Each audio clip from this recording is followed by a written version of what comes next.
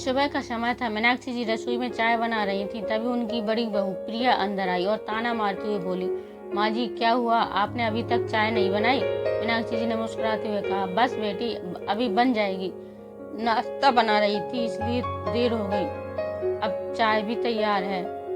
प्रिया ने चिढ़ते हुए कहा, चाय मैं लेकर आ रही हूँ, आप यह नाश्ता लेकर जाइए, क्योंकि आपके भरोसे रही तो चाय नसीब भी नहीं होगी। मैं तो तंग आ गई हूँ आपसे, पूरा घर भूखा है और आप यहाँ इतने धीरे धीरे काम कर रही हैं। मीनाक्षी ने हल्की आवाज में कहा, बेटी आज रोहन ने पकौड़े बनाने के लिए कहा था, इसलिए उसमें देर हो गई, नहीं तो तुम जानती हो मैं चाय जल्दी बना देती हूँ। प्रिया ने व्यंग करते हुए कहा, हाँ हाँ मुझे पता है आप कितनी जल्दी चाय बनाती हैं। यह सुनकर रोहन जो अभी रसोई में आया ही था के बीच में बोला, प्रिया तुम माँ से इस तरह कैसे बात कर रही हो, थोड़ी तो शर्म करो, माँ इस उम्र में भी हम सबके लिए इतना करती है। प्रिया आज के बाद माँ से इस तरह बात कभी मत करना। रोहन की बात सुनकर प्रिया ताने मारती हुई बोली, अच्छा तो ठीक है, लेकिन अपनी माँ को भी समझा दो कि अगर उन्हें धीरे धीरे काम करना है तो एक जगह पड़ी रहे, काम हम खुद कर लेंगे।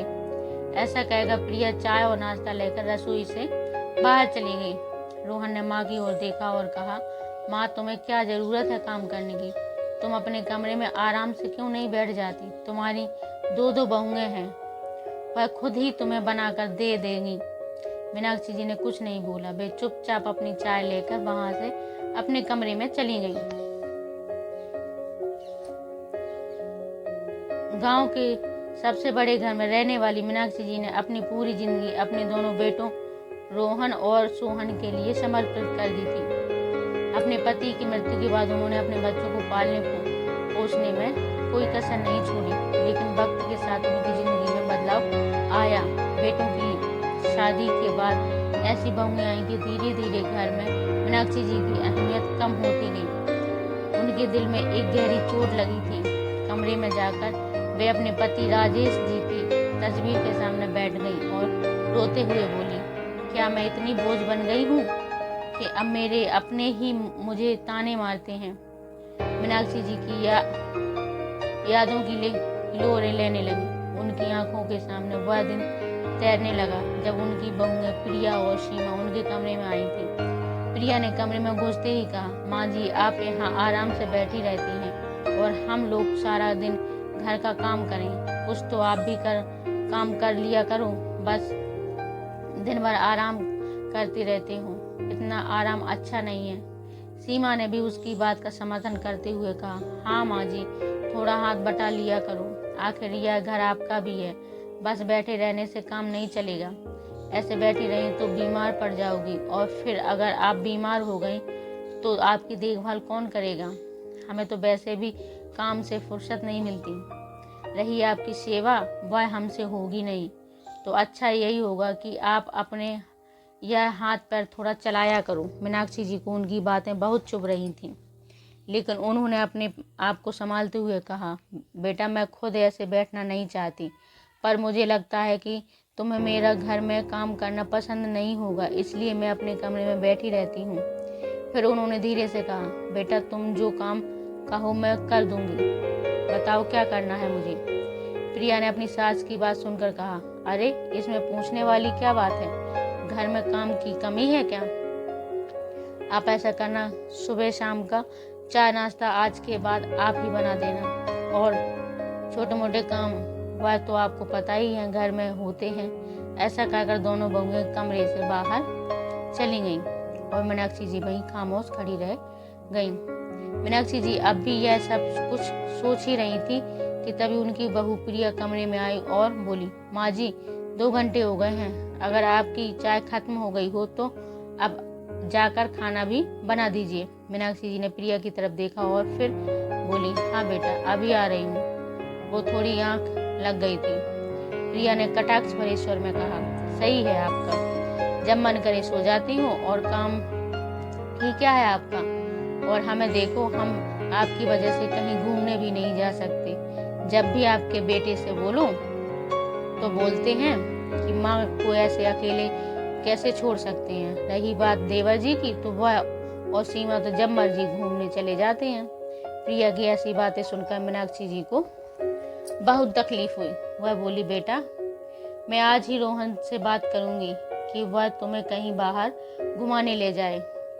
मेरी चिंता करने की जरूरत नहीं है, मैं अपना काम खुद भी कर सकती हूँ। इतना सुनना था कि प्रिया गुस्से से बोली, कोई जरूरत नहीं है उनको कुछ बोलने की, और हाँ अब जल्दी से खाना बना दीजिए। यह कहकर प्रिया कमरे से चली गई। प्रिया के मुंह से ऐसी बातें सुनकर मीनाक्षी जी की आंखों से झरझर आंसू बहने लगे। फिर अपने आंसू पोंछकर वह खाना बनाने के लिए रसोई में चली गई। खाना बनाते बनाते मीनाक्षी जी को 2 दिन पहले पुरानी बात याद आने लगी। दोपहर का समय था। प्रिया और सीमा अपने कमरे में बैठी बातें कर रही थी। तभी दरवाजे पर दस्तक हुई। प्रिया ने दरवाजा खोला तो सामने उसकी सहेली लता खड़ी थी। अरे लता, आओ आओ, बहुत दिनों बाद आई हो, प्रिया ने मुस्कुराते हुए कहा। लता अंदर आई और सोफे पर बैठ गई। हाँ यार, शादी ब्याह के बाद इतनी व्यस्त हो गई हूँ कि मिलने का वक्त ही नहीं मिला। वैसे तुम बताओ, कैसे चल रही है तुम्हारी शादीशुदा जिंदगी?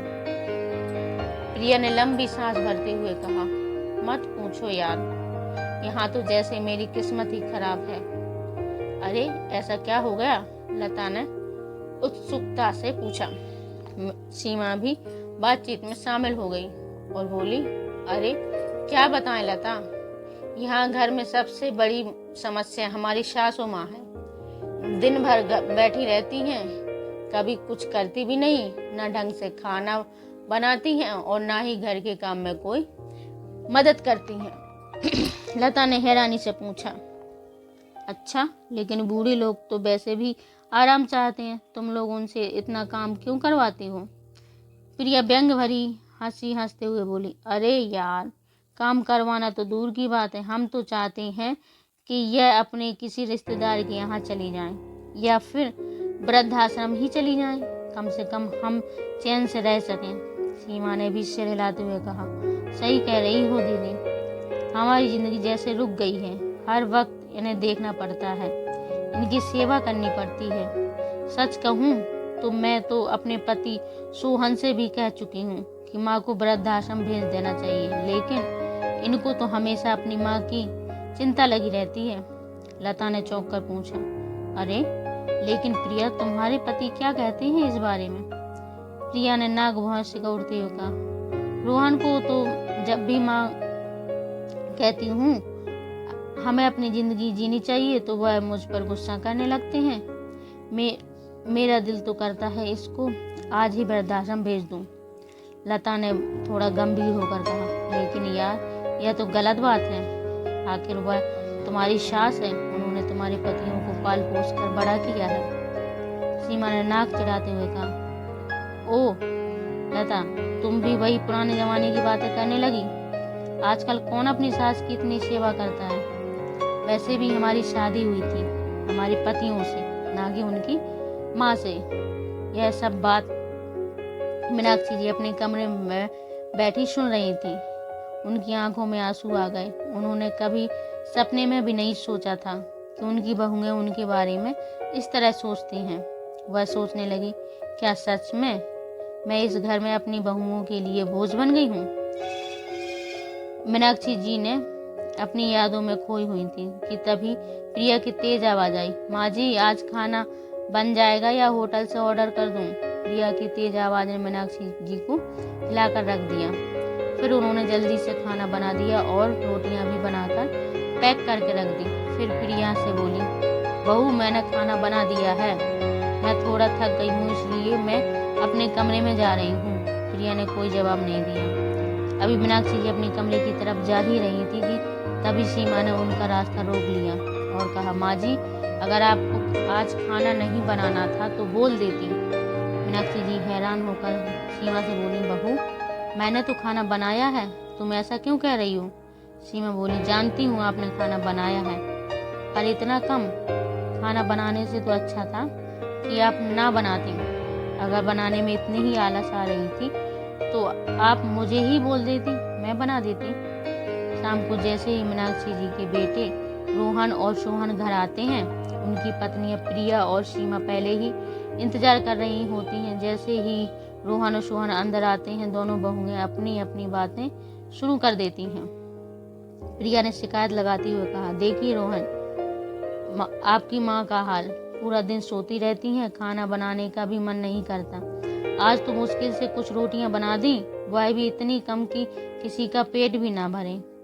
रोहन हैरान होकर बोलता है, माँ ऐसा क्यों किया? लेकिन माँ तो हमेशा सबका ख्याल रखती हैं। उसी वक्त सीमा बोली, ख्याल? जेठ जी, आप तो बस माँ की तरफदारी करते रहते हो। अगर आज देख लेते तो समझ जाते। मैंने तो उनसे साफ कहा था कि अगर खाना नहीं बनाना था तो मुझे बोल देती, लेकिन इतनी लापरवाही, यह तो हद हो गई। सोहन गुस्से से बोला, क्या सच में माँ ने अपने ऐसा किया? मीनाक्षी जी दुखी होकर बोली, बेटा मैंने तो पूरा खाना बनाया था, शायद थोड़ा कम पड़ गया हो। प्रिया बीच में ही बोल पड़ी, अरे यह तो आप हर बार कहती हैं माँ जी, लेकिन सच तो यह है कि आपको अब हमारा ख्याल ही नहीं है। सीमा भी प्रिया की बात में हाँ मिलाते हुए बोली, हाँ दीदी, सही कहा आपने। रोहन गुस्से में बोला, माँ यह सब क्या है? क्या आपको अब हमारी कोई फिक्र नहीं है? अगर आप थकी हुई थी तो पहले बता देती, जैसे ही घर आओ तो यह सब बातें सुनने के लिए मिलती हैं। मीनाक्षी जी की आंखों में आंसू लिए बोली, रोहन, मैंने तो कभी किसी से शिकायत नहीं की, मैं बस चाहती थी कि सब खुश रहें, लेकिन आज तुमसे यह सब सुनकर मुझे बहुत तकलीफ हो रही है। तभी सोहन बोला, माँ अब आपकी यह बातें हमें मत सुनाओ। यह कहकर रोहन और सोहन अपने कमरे में चले जाते हैं। मीनाक्षी जी अकेली खड़ी रह जाती हैं। उनकी आंखों से आंसू बहने लगते हैं। उन्होंने कभी सोचा भी नहीं था कि उनके अपने बेटे उनकी बातों पर भरोसा नहीं करेंगे। वह चुपचाप अपने कमरे में चली जाती हैं। गांव के सबसे बड़े घर में रहने वाली मीनाक्षी जी ने अपनी पूरी जिंदगी अपने दोनों बेटों रोहन और सोहन के लिए समर्पित कर दी थी। अपने पति की मृत्यु के बाद उन्होंने अपने बच्चों को पालने में कोई कसर नहीं छोड़ी, लेकिन वक्त के साथ उनकी जिंदगी में बदलाव आया। बेटों की शादी के बाद ऐसी बहुएं आई कि धीरे धीरे घर में मीनाक्षी जी की अहमियत कम होती गई। बहुओं के ताने, अपमान और बेटों की उपेक्षा ने मीनाक्षी जी को अंदर से तोड़ दिया था। उस रात कमरे में जाने के बाद मीनाक्षी जी की आंखों से आंसू बही जा रहे थे। उन्हें अपने पति राजेश जी की बात याद आने लगी। राजेश जी ने हमेशा कहते थे, मीनाक्षी अपने पास हमेशा थोड़े बहुत पैसे जरूर जमा करके रखना, वक्त का कुछ पता नहीं कब क्या हो जाए। उन्होंने अपने पति की इस सीख को कभी नहीं भुलाया था। धीरे धीरे उन्होंने अपनी जरूरतों से बचाकर कुछ पैसे जमा किए थे। रात भर आंसू बहाने के बाद उन्होंने तय किया कि अब यह सब वह नहीं सहेंगी। अगली सुबह मीनाक्षी जी ने अपने बेटों और बहुओं को बुलाया और कहा, अब मैं यहाँ नहीं रह सकती हूँ। मैं अपने उस छोटे से घर में जा रही हूँ जिसे तुम्हारे पिताजी ने हमारे लिए कभी खरीदा था। वहाँ मैं अपने तरीके से रहूंगी। रोहन ने चौंक कर पूछा, माँ आप ऐसा क्यों कह रही हो? यहाँ आपको कौन तकलीफ दे रहा है? मीनाक्षी जी ने हल्की मुस्कान के साथ कहा, तकलीफ नहीं बेटा, बस मैं अपनी जिंदगी अपने तरीके से जीना चाहती हूँ। बहुएं एक दूसरे की ओर देखती हैं और फिर सीमा ने चिढ़ते हुए कहा, माँ जी आप अकेले वहाँ कैसे रहेंगी? यहाँ सब सुविधाएं हैं। मीनाक्षी जी ने गंभीरता से कहा, सुविधाओं से ज्यादा जरूरी इज्जत होती है बहू। उनकी आंखों में आंसू आ गए, लेकिन उन्होंने अपने आंसुओं को पोंछा और गांव के बाहरी छोर पर स्थित अपने छोटे से घर की ओर चल पड़ी। उस घर में पहुंचते ही उन्होंने राहत की सांस ली। यह घर उनका अपना था, जहां कोई उन्हें ताने नहीं मार सकता था। अपने छोटे से घर में उन्हें अपनी जमा पूंजी का सहारा लिया और एक नया जीवन शुरू करने का निर्णय लिया। गांव के बच्चों की शिक्षा की स्थिति देखकर उन्हें दिल में एक नई भावना जागी। उन्होंने अपने छोटे से घर में बच्चों को पढ़ाना शुरू कर दिया। शुरुआत में कुछ ही बच्चे आए, लेकिन मीनाक्षी जी के पढ़ाने का तरीका और उनका स्नेह बच्चे को खींच लाया। धीरे धीरे गांव के अधिकतर बच्चे उनके पास पढ़ने आने लगे। मीनाक्षी जी ने न केवल बच्चों को शिक्षा दी, बल्कि उन्हें अच्छे संस्कार और आत्मविश्वास भी सिखाया। उनके पढ़ाए बच्चे स्कूल में बेहतरीन प्रदर्शन करने लगे। इस खबर ने पूरे गांव में हलचल मचा दी। गांव के बाहर भी लोग मीनाक्षी जी की तारीफ करने लगे। उनकी शिक्षा देने की कला इतनी मशहूर हो गई कि पड़ोसी गांव से भी बच्चे उनके पास पढ़ने आने लगे। मीनाक्षी जी की मेहनत रंग लाई और उनके काम की सराहना होने लगी। एक दिन शहर के एक बड़े उद्योगपति ने उनके बारे में सुना और उन्हें एक स्कूल खोलने के लिए आर्थिक सहायता की पेशकश की। मीनाक्षी जी ने इसे एक बड़े अवसर के रूप में लिया और गांव में एक स्कूल की नींव रखी। स्कूल का नाम मीनाक्षी विद्या मंदिर रखा गया। स्कूल तेजी से लोकप्रिय हुआ और मीनाक्षी जी की मेहनत के चलते हुए यह एक प्रतिष्ठित संस्थान बन गया। अब मीनाक्षी जी के पास संपत्ति भी आ गई थी, लेकिन उन्होंने अपनी सादगी नहीं छोड़ी। उन्होंने अपनी संपत्ति का बड़ा हिस्सा गांव के विकास और गरीब बच्चों की शिक्षा में लगाया। मीनाक्षी जी की इस सफलता की खबर उनके बेटों तक भी पहुंची। अब उनके बेटों को अपनी माँ की असली कीमत समझ में आई। वे अपनी माँ से माफ़ी मांगने आए, लेकिन मीनाक्षी जी ने उन्हें समझाया, मैंने तुम्हें माफ़ कर दिया, लेकिन इज्जत कभी मांगने से नहीं मिलती, उसे कमाना पड़ता है। मीनाक्षी जी की कहानी गांव में ही नहीं बल्कि शहरों में भी प्रेरणा का स्रोत बन गई। अब वे न केवल गांव की सबसे सम्मानित महिला थी, बल्कि एक मिसाल भी थी। उनके पति की वह सीख, थोड़े बहुत पैसे जरूर जमा करना, उनके लिए जीवन का सबसे बड़ा सहारा बन गई और उन्हें एक नई राह दिखाई गई। मीनाक्षी जी का यह नया सफर उनके बेटों और बहुओं के लिए एक सबक था। उन्होंने दिखा दिया कि जीवन में आत्मसम्मान सबसे बड़ी संपत्ति है और इसे पाने के लिए कभी कभी कठिन फैसले लेने पड़ते हैं। अगर आपको यह कहानी पसंद आई हो तो वीडियो को लाइक करें और चैनल को सब्सक्राइब करना ना भूलें। मिलते हैं ऐसे ही एक और दिलचस्प कहानी के साथ। जब तक के लिए राधे राधे। धन्यवाद।